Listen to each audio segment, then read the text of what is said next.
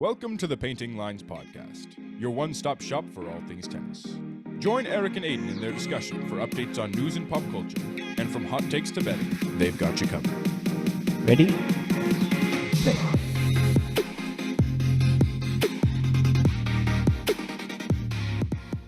Welcome back to Painting Lines. Last week was the first episode of a series, Best on Tour, where we talked about each players and which ones we thought had the most impressive strokes on tour.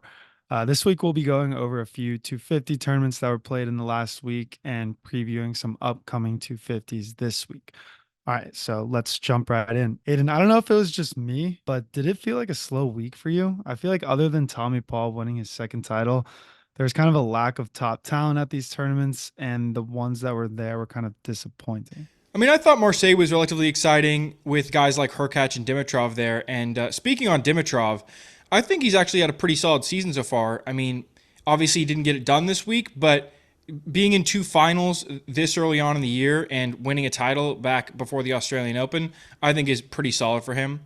But in general, I kind of want to talk about this time period after the Australian Open because I think the ATP kind of squanders it a little bit in terms of what they could be doing versus what they end up doing, because there's really no like defined sort of theme for the year for this part of their season. And it just kind of leaves a dead zone after the Australian Open, which I think they could have capitalized on if they had more promotions and maybe a couple medium to big tournaments. Because I think people get excited and really hyped up from that first slam of the year, but then there's just this drop off and they either have to really delve deep into these tournaments, these 250s, or they have to just be like, I guess I'm just going to wait until the French or wait until the Sunshine Double if they're a little bit more into tennis. After Wimbledon, before the US Open, there is a cool down, but there's like a whole North American swing with like the Canada and Cincinnati Masters. And so there's kind of a theme in that part of the year where they're like going from grass and getting back into the hard courts. Here, it's like they're kind of all over the place. Like there's even tournaments going on that are on clay already. So I think it's just a little bit weird. I mean, I get that players probably need rest because obviously once the Masters 1000 start with the Sunshine Double, they do have a pretty intense, like almost every weekend swing there where it's massive tournaments for all the top guys. But I feel like they could instead have some sort of thing where maybe they push the Australian Open a little later, maybe give them a little bit more of a winter break, just so that these players can come back and the season will start and then continue rather than almost starting and then dropping off and then coming back. Yeah, I mean, that's definitely an interesting idea. I kind of like what you said about maybe pushing it later, where you kind of let the season ramp up and then hit the Australian Open and then kind of fly right into the Sunshine Double. Maybe they do it for a few reasons right off the bat. Not everyone is obviously big tennis fans. So maybe people get tennised out after the Australian Open and they kind of lose the steam, lose the momentum. Not everyone's like us who are pretty passionate tennis fans. And then the other thing is these smaller tournaments, they're kind of for the lower ranked players, I guess, because they're the ones playing in it. So gives the big guys a break. I don't know if they really need the break too much. Like you said, it's the beginning of the season, but yeah. But anyway, let's get into these tournaments that did happen this week. So starting off with Dallas, what do you think about this tournament? yeah, I mean, I feel like every other match was just American versus American, which, that's kind of expected in a lower tier American tournament. But honestly, I was kind of surprised Ben Shelton didn't win the tournament. I'm super happy for Tommy Paul, but I think Ben Shelton was the best talent there. And I think for him, this is kind of, I hate to use the word failure, but I think he's so inconsistent nowadays. Like we're starting to see it again. I feel like he should be winning these 250s. Yeah, but like I think it's a different level of inconsistency because last year obviously it was like he did great at the Australian Open and then was losing first round of all these tournaments. Now we're disappointed when he loses in the semifinal. So I think it's obviously not what he wanted from this tournament. He knew that he was one of the most expected guys to win it, but I'm not really that upset with how he did just because he did make the semifinal. He lost to a good player in Tommy Paul. You're not going to win every match. And I think obviously this was a revenge match for Tommy Paul after he's lost a couple times now to Ben. And so now he's kind of getting one back in the win column. And also, I mean, we've talked about in the past, like he's just saying, yeah, no, I'm not going to get surpassed by all these other American talents because there's so many guys. I feel like Tommy Paul kind of slips through the cracks a little bit, and there's way more focus on Taylor Fritz and Francis Tiafoe and Ben Shelton. And Tommy Paul can kind of, like I said, slip through the cracks, and I think it's great for him that he got his second career title here. Yeah, definitely. Not to discount Tommy Paul at all. That's fantastic because you know how much I love Tommy Paul too. Mm-hmm. So was pumped to see that. How about Tiafoe? What were your thoughts on his performance? Yeah, I mean, he came in as like one of the top seeds and just got eliminated relatively early. I mean, Giron had a crazy run, to be honest. I mean, he beat Purcell, Tiafoe, and Manarino. So 2 top 20 wins. And I think it's just a situation where Giron has shown flashes of greatness. Like he beat Rude in Tokyo, he beat Runa in Canada. So he has that high top level potential, but he just doesn't always perform at that level that he can. So obviously positive sign that he can make it this far in a tournament this big, but I'd like to see him do it a little bit more consistently. Hmm. Yeah, well, speaking of Giron, I mean, the guy's 30. I didn't even realize how old he was and how long he's been on tour. Former UCLA Bruin. I feel like the college aspect kind of delays players' careers, obviously, because you're starting a little later.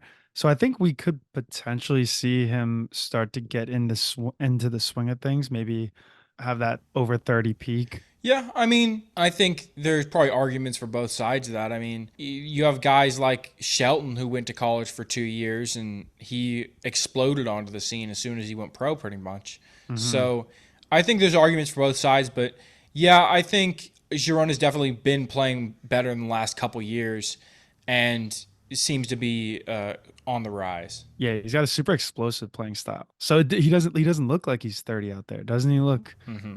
Yeah, 24, 25? he doesn't look like another guy I want to talk about, Manarino, who I think has continued to play very well so far this year. And I mean, outside getting whooped by Djokovic in the Australian Open, but it's kind of you can disregard that a little bit because it's Djokovic. But I think Manarino has done a great job of kind of solidifying where he is in the rankings because a lot of guys, like, they have these massive wins, but then, like Shelton, for a while I was worried his ranking was going to drop really far because he had massive results, but then he also had really deep troughs where like he didn't win a match for a while. Manarino seems to consistently make it through a few rounds at most tournaments he plays in. So I think he could kind of sit there in that top 20 and even maybe go up a couple more spots if other guys underperform in tournaments that they did very well in last year. Yeah, no, he is looking good. And the way he plays too, when you watch him, there's never a sign of stress or visible tension on his face or in his mannerisms.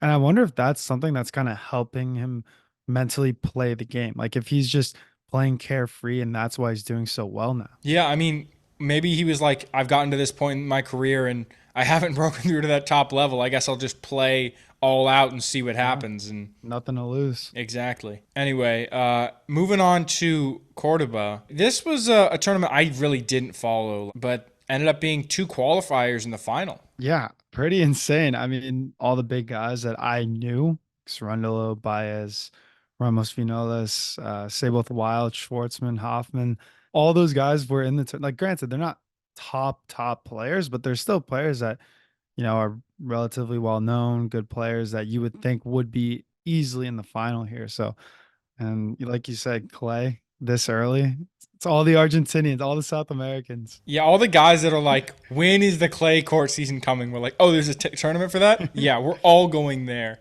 Yeah. But Darderi went from having an overall record on tour of 1-2 to winning 5 straight and winning the title. And not only did he win the title, he beat Offner, Hanfman, and Baez like en route to the final. And that's 3 guys that are in the top 60. So this is just an incredible run from him. Was outside of the top 100 when this tournament started. Whoa, this just kind of proves that tennis could be the ultimate meritocracy, right? Exactly. Like anyone could do it. Yeah, the funny thing too about tennis is like you can become known because of one match even. Mm-hmm. Just like if you beat a top guy when you're not expected to, it's like all of a sudden people know that Dennis Istomin beat Djokovic in the Australian Open that one year when he didn't win it. Yeah. People know that Lucas Rosol beat Nadal in Wimbledon in 2012. And it's like these guys are not big players really. But because they have these massive wins, all of a sudden people remember who they were. Yeah, it's almost like if you're not going to get the Grand Slam or the number one ranking, just beat someone who has, and then you could be well known. Yeah, I mean, think of Morozhan. Like, nobody knew who Yeah. Morozhan was Yeah, until yeah. he beat Alcaraz last year. And now he's a name that when you see him in a draw, you're like, oh shit, that guy beat Alcaraz. Yeah, you're like, oh, he could do it. Yeah. Dude, so Derry though, like I've never heard of him. So now when I see him, at least it's gonna be familiar. He didn't take out any top players, Recognizable. but he's Yeah. he's got a title under his belt now. 100%. Yeah, but moving on to Marseille, or it's called Open 13. Murray did not succeed. Continues his losing streak against Mahak, but Mahak is kind of on the rise right now. He went on to the next round beat Musetti. So like Musetti is a very solid player.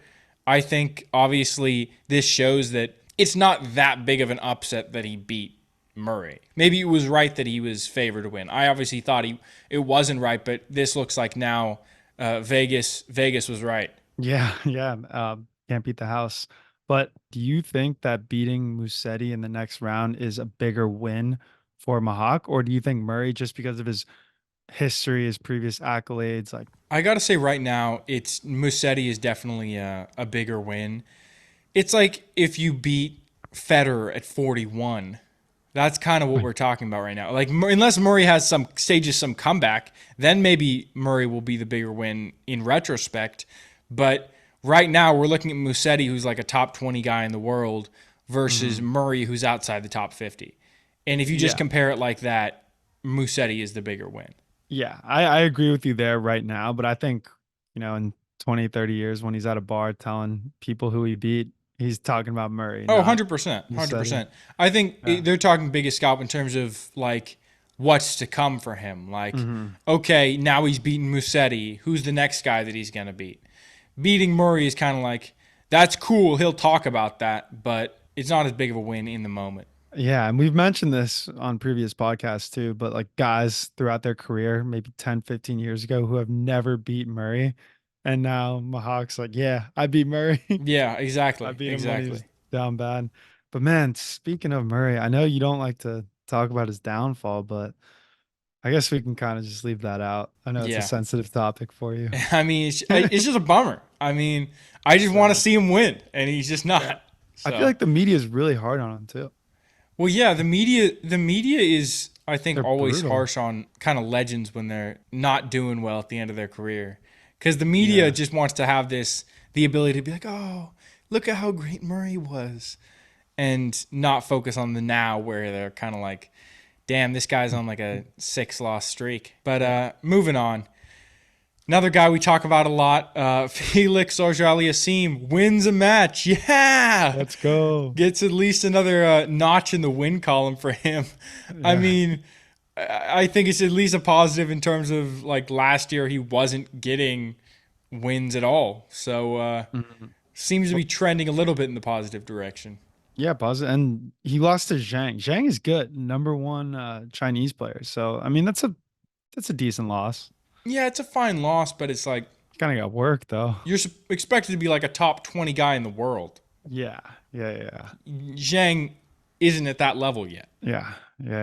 I know. And he was just kind of playing a little reckless too. Like I feel like Aliassime, he's incredibly athletic, but when he tries too hard, like when he's trying to go down the line versus over the middle, like I saw him hit the net so many times, and it wasn't even like that close either. He was hitting the middle of the net. I feel like he's got to just make the adjustments too, where you're not going to beat Zhang with the incredible athleticism because you're also playing someone who's pretty athletic too. You're just going to have to wear him down. And I feel like FAA is not really playing that type of tennis right now. Yeah, I mean, I think that's maybe not his style really of play. Like, I think one of the hardest things to be able to do in tennis is change your style of game in order to beat your opponent. And FAI, I don't think, was able to do that here. Yeah, yeah. But anyway, another guy that did pretty well this tournament was Khachanov, made the semis. And I'm looking at this and I'm like, is Khachanov going to be maybe returning to the top 10? Because obviously he had an injury last year, but now on his comeback, he seems to be like as competitive as he's been. And when you look at the top 10 is as competitive as ever. Like, I look at 11 through 18 or so, and I think all of those guys have top 10 level ability.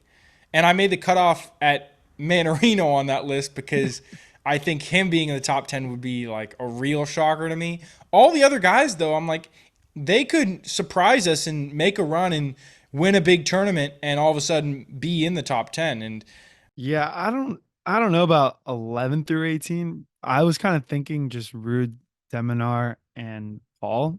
So my reason for that is, so I left Dimitrov out because I think he's consistent, but I don't think he's got the talent right now to beat the gatekeepers, as you call them, the top 4 or 5 players. Whereas I think Paul, Rude, Deminar have been in the top 10 before. Rude's been number 2, so he's clearly like he has the potential. I think Deminar's career high is 10, but I feel like they're kind of that perfect blend of raw talent and consistency too. Like they go far in tournaments and they have the potential to beat the top 4 or 5 guys. So that's why I would put them more so in the top 10. And then Shelton, I'm leaving out because he just has no consistency whatsoever. He's got the talent. He will beat one of those guys, but he won't make solid runs in tournaments going forward. I feel like you just kind of need a blend of both to be a top 10 player. what about like Tiafo? I no, I think Tiafo, his career high is 10, right? I think so. Yeah, I think that was his peak. I personally do. Yeah. I think Herkoch will be pretty comfortable for this year, don't you think? You think he'll stay inside? He's been playing very well. I mean, he obviously made the quarters there at the Australian Open. And I think based on what he's been doing recently, he should be able to stay in the top 10. But you never know what happens. Like, anything could happen. Like, he could just start playing worse. We don't know. Yeah. Well, how about the winner of Marseille? Do you think he has potential to be top 10? Yeah, no, I mean, I think he does. I think if he plays at the level like he did in that tournament consistently, it's almost like Giron. It's like if you play at your peak level day in and day out, then you can be a top 10 guy for Humbert.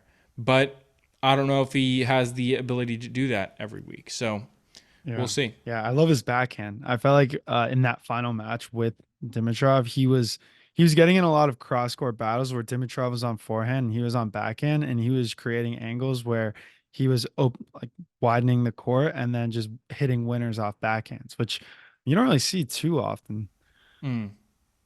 Yeah, I think he did a great job just kind of forcing Dimitrov to be a little bit uncomfortable, because Dimitrov looked very comfortable for a lot of the matches in this tournament.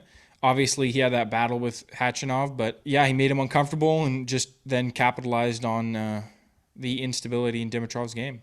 Yeah. Yeah. One more thing I'm going to say on this was I liked Humbert. He made a great adjustment during the match because in the beginning, in the first set, I saw him coming to the net a lot and he was getting passed. He wasn't winning many points at the net. And then he kind of stopped doing that once he realized it wasn't working. And I think he found more success at the baseline. 100%. But looking forward, let's see what tournaments we have in this next week. Delray Beach. I am interested to see what happens in this tournament because to me it's kind of like a preview of the vibes of the Sunshine Double, like hard court in the U.S. and in Florida. So we'll see what happens here. Maybe it'll give us an idea of who might play well in Indian Wells and Miami. Yeah, I love the Delray Beach because it's got a small feel to it too. So it's very casual. Like you said, it's in Florida. It's my home state. So it's right around the block from me. And it's one of those tournaments where you'll casually just walk by a player on the way to his practice court and be within 10 feet of him. Like it's very small venue, very intimate. And they always have a car. I think the winner gets a car too. So that's pretty neat. Oh, nice. That's pretty Yeah. sick. The other big tournament, Rotterdam, which I believe is an ATP 500, has 4 of the top 8 going. So obviously pretty big tournament. And Sinner, it's his first tournament back since the Australian Open. And what's crazy is that Medvedev isn't playing in this tournament. And so a tournament win from Sinner would put him right past Medvedev to being world number 3, which would be a new career high. Yeah, I mean, and Bublik too. He's coming in hot. He's someone that I think could potentially be maybe not a finalist, but I think he'll give a lot of people a run for their money. I mean, I think Bublik could either win the tournament or lose in the first round. You never know. He could win the tournament or get like double donut in the first round. Yeah. And you're like, oh well, I don't really know what to expect from this guy. And he would just laugh it off too. Yeah, he'd be like, oh, bummer, my underarm serve didn't work. He's like, hey, I get to go home early. Exactly. Alrighty, you ready to hop into segments?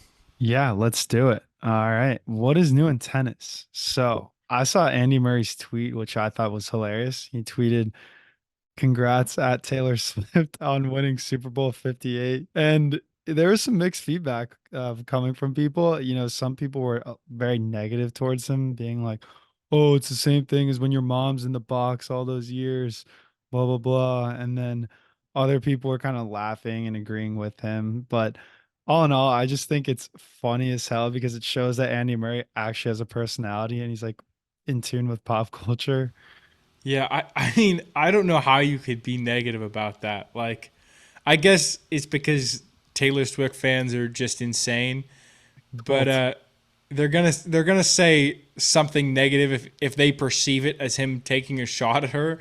But I Yeah. mean, I don't know. I think it was very clearly just a joke, so I don't know why there would be any negative feedback there. But it's good to see that he still has this sense of humor despite everything that's going on in his career. 100%, 100%.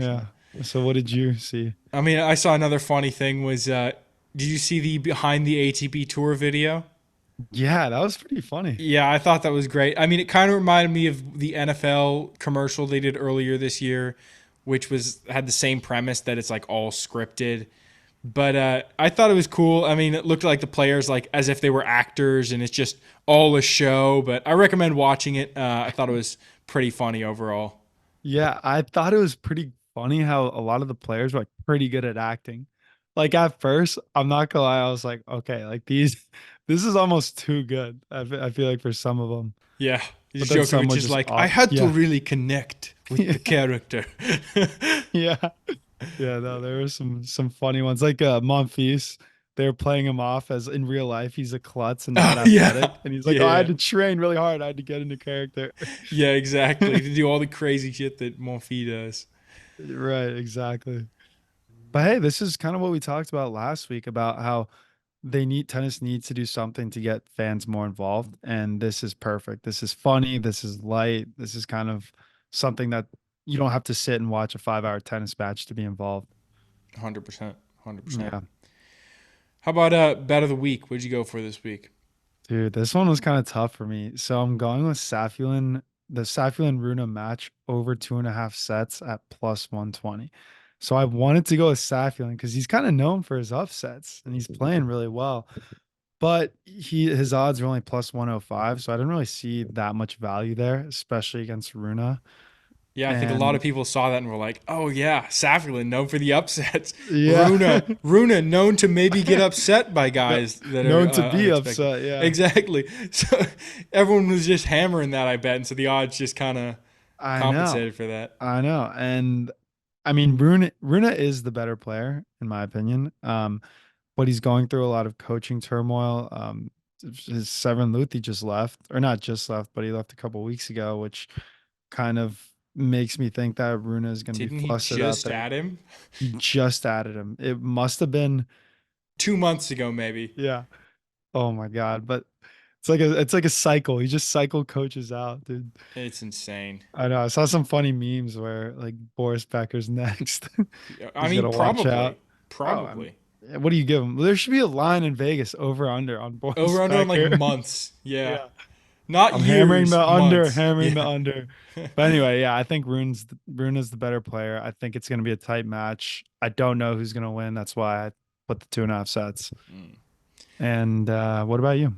Yeah, I went for Rusevori plus 110 over Humbert. it's kind of the opposite of a momentum pick, given the fact that Humbert just won this tournament.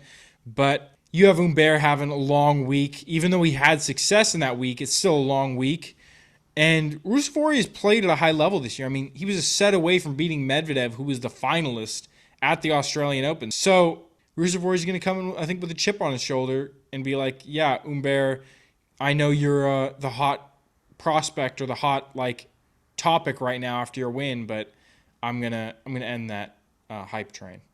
I like that bet. I'm kind of surprised Ruusuvuori is plus 110, but I feel like this would be something that I would see both players and see them both minus because I feel like they're pretty equal. But I think Humbert does have a significantly higher ranking right now, so yeah, maybe he probably has a lot bigger wins, and obviously he had a win this week, so he's right now maybe the better player, but I think Ruusuvuori is going to get it done in this match. Yeah, that'll be a good one. Definitely gonna tune into that.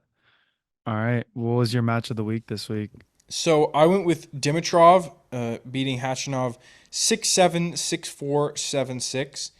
It was an interesting match because I feel like Khachanov was kind of generally the aggressor in the match. And so he jumped on Dimitrov early. Then Dimitrov broke back late in the first set and prevented Khachanov winning it.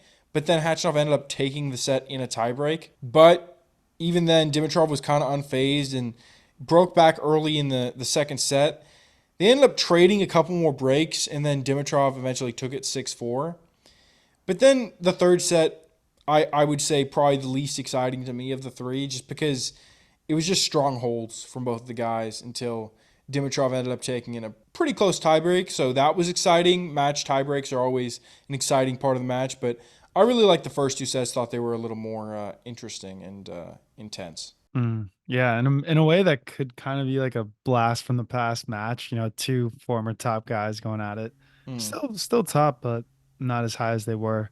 Yeah. I went with the Dallas final. I went with Tommy Paul beating Marcos Giron 7-6, 5-7, 6-3. So the first set was pretty tight, but even though Paul had an early break, I thought, okay, like this set's over. But then Giron came back, forced it to a tiebreaker, and then took this. Tommy Paul won, but took the second set. So we went to a third, and like you said, it wasn't anything to write home about, but it was just an early break with Tommy, and never really looked back from there. I really enjoyed the match because it's two athletic guys going at it.